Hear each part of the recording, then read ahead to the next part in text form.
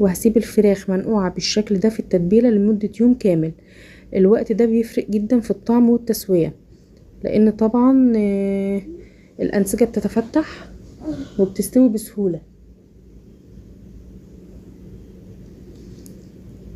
ودي شكل التتبيلة بتاعتنا، دي شكل الفراخ بتاعتنا. هسيبها بقى يوم كامل، احطها في التلاجة لمدة يوم كامل.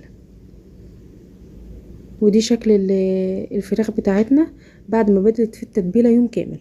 بعد كده هطلعها من التتبيلة ونحطها في مصفى تتصفى كويس، وبعد كده بمناديل ورق اللي هي ورق المطبخ همسحها واشيل منها اي زيادة فيها، وهسيبها على جنب شوية لحد ما نجهز مكونات الكفر الخارجي بتاعنا الفراخ.